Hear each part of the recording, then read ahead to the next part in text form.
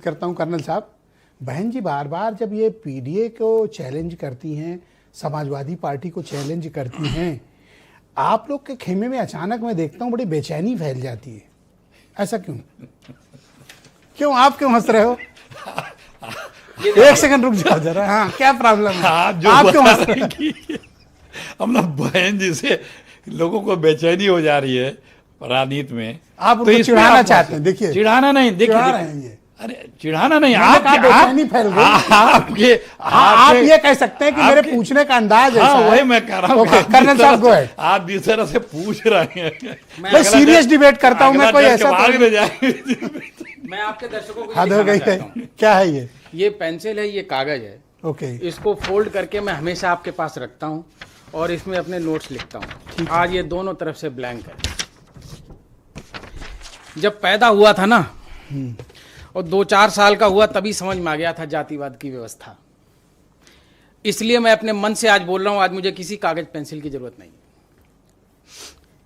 जब राजे रजवाड़े पंत प्रांत रहे होंगे, उसके बाद मुगल आए, तुर्क आए, पता नहीं कौन कौन आया, फिर अंग्रेज आए, अंग्रेजों के बाद आजादी आई। लेकिन आज भी देखिए, देश की आजादी के 80-85 साल के बाद देश के गृह मंत्री ने भरी संसद में अंबेडकर अंबेडकर करके उपहास उड़ाया। और भी अनिला जी ने क्या किया? अनिला जी ने बोला पीडीए पीडीए पीडीए।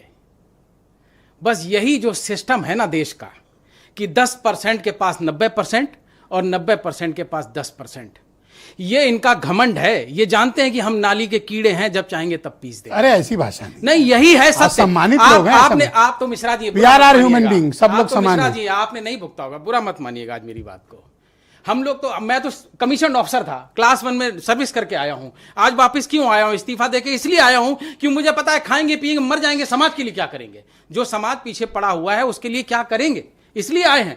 और हमारे जैसे नए लड़के पढ़ लिख के हर जगह बिना किसी रिजर्वेशन के भी छाती ठोक के गए हैं और सब कुछ करके आए हैं। लेकिन पीछे पलट के देखते हैं तो हर जगह मजाक उड़ाया जा रहा है। और पीडीए की राजनीति की ये हालत है, ना तब करने दी गई ना अब करने दी जा रही है। हम कांटे हैं, एक कांटे से दूसरा कांटा निकालो और दोनों कांटे ऐसे करके फेंक दो। हम कांटे हैं। ये बहन जी के लिए कह रहे हो? हमारे राष्ट्रीय अध्यक्ष जी ने स्पष्ट कहा है कि काशीराम जी ने और मायावती जी ने 10 को संघर्ष किया है समाज के लिए, बहुजन समाज के लिए। इसमें कोई शक नहीं है। उनके मान और सम्मान में तिनका मात्र भी कमी नहीं आनी चाहिए किसी कार्यकर्ता और किसी भी नेता। ये भय बोल रहा है आप? नहीं, मैं स्पष्ट, मेरे मन से आज मुझे कह लेने बोल ही नहीं सकते। पीडीए समाज का जहां पे भी कोई भी आपके चेहरे पे मैं देख पा रहा हूं, समाज के लिए आपकी आंखों में वो भय मैं देख रहा हूं। वह समाजवादी पार्टी के लिए सम्मानित है। हम जीवन भर उनका मान सम्मान करेंगे। लेकिन हम ये जानते हैं कि 2019 के बाद हमारे राष्ट्रीय अध्यक्ष जी एक मंच से भाषण दे रहे थे, बसपा के नेता उसी मंच पे विराजमान थे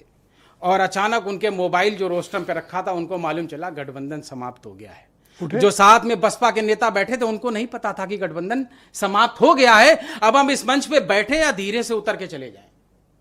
तो राष्ट्रीय अध्यक्ष जी ने बोला यही ताकत है इस देश में, पीडीए को राजनीति नहीं करने देगी ये ताकत। और जब जब हम कमजोर पड़ेंगे हम मिटाए जाएंगे।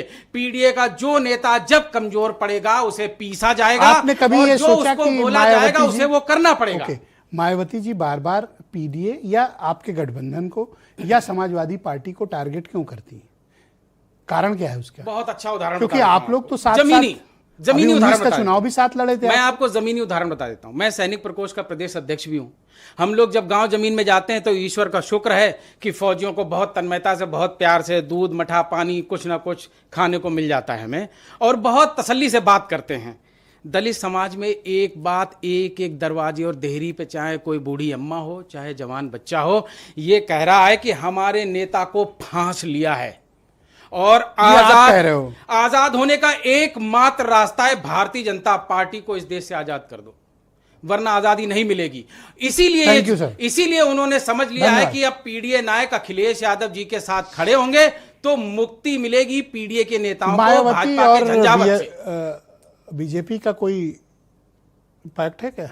अरे हमारे चेहरे पे पढ़ लीजिए, आपकी आंखों में तो भय देख रहा हूं। हमारे यही है, पीडीए की यही हालत है। मैं आप सही कह रहे हैं, आप बिल्कुल सही कह रहे हैं। देखो, पीडीए का नेता जहां कमजोर पड़ेगा डाउट है आपको?